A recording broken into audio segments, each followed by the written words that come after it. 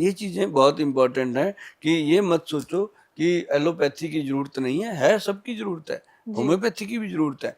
ऐसा नहीं होता। अगर आप कोई सब्जी बना रहे हो उसमें मिर्च नहीं डालेंगे, उसमें कोई नमक नहीं, कोई भी एक चीज कम रहेगी तो उसका स्वाद ही खत्म। हर चीज की लाइफ में जरूरत है, लेकिन जो जरूरी है जिस समय हमें उसका चेंज करना पड़ेगा, हमें उसको देखना पड़ेगा कि हम अपनी बॉडी को किसके हवाले कर रहे हैं, कौन इसको ठीक करेगा। अब जाकर के हम आंखें बंद करके लेट जाते हैं, डॉक्टर जहां मर्जी काट पीट दे, है ना। तो मतलब वो चीजें नहीं, आपको पूरा आंख कान नाक खोल के चलना पड़ेगा, स्मेल भी देखनी होगी, सुनना भी पड़ेगा, बोलना भी पड़ेगा और देखना भी पड़ेगा।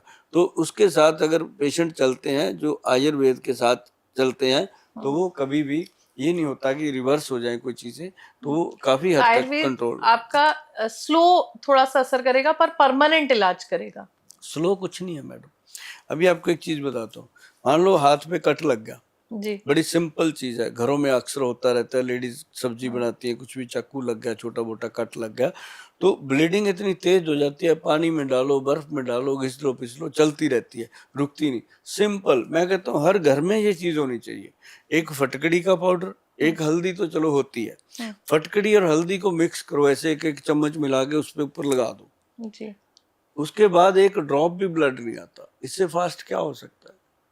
अच्छा, हाँ सर अब मैं ट्राई करूंगी हाँ, जाकर। आप हरड़ ले लो, जी, हरड़ खा लो पाउडर बना के, जंग हरड़ का पाउडर बना के रखो, एक चम्मच ले लो रात को, सुबह पेट ऐसे फराटे से साफ होता है। कितने मर्जी पुरानी कब्ज हो, कॉन्स्टिपेशन हो, टूट जाती है।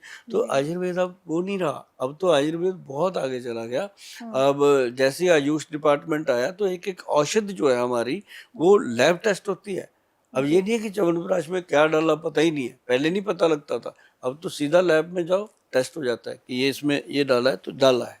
तो ये चीजें अब आयुर्वेद भी एलोपैथी से कम पहले भी नहीं था, आज भी नहीं है।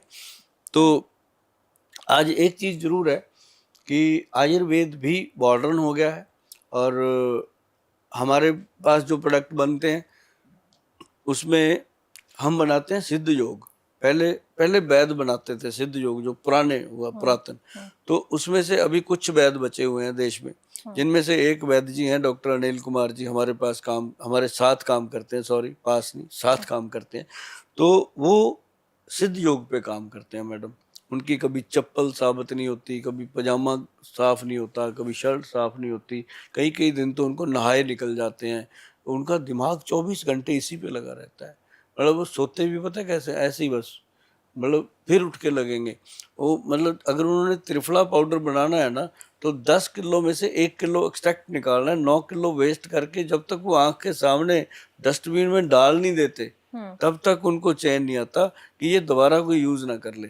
तो वो खेत में जाती हैं वो चीजें, और वो 1 किलो जो है वो दुनिया को परोसा जाता है। तभी दुनिया में च्यवनप्राश 90 रुपए का, हमारा 990 का है, तभी 10 गुना ज्यादा रेट है, और हमारे से उसकी सप्लाई पूरी नहीं होती।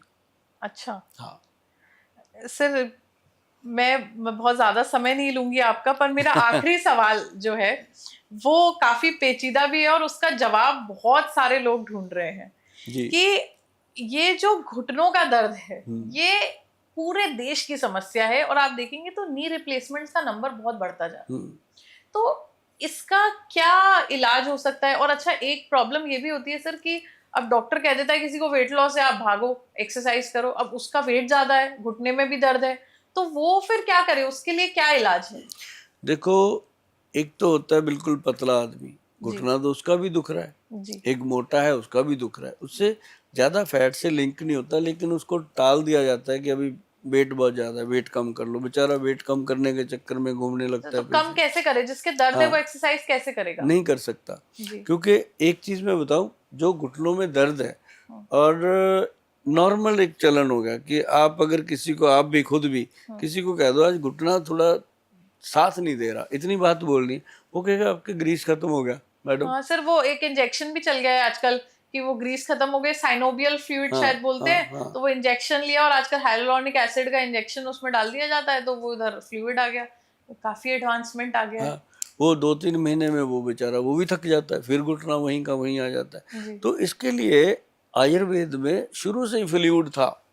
अच्छा। हाँ, आपने पेड़ों पे लगी हुई गम देखी होगी, गोंद, जी जी गोंद जी, है ना? गोंद जी। तो ऐसे ही काला गोंद, हम्म, एक काले रंग का गोंद बनता है, बहुत कड़वा है।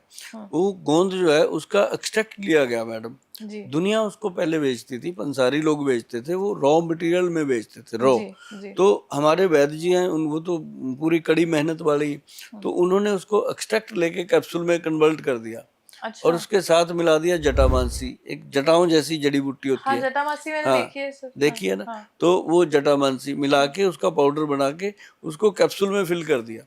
अच्छा तो वो हमने लोगों को दिया काला गोंद कैप्सूल, काला गोंद ऑयल और जेल, साथ में दिया पंचम हल्दी। पंचम हल्दी क्या है?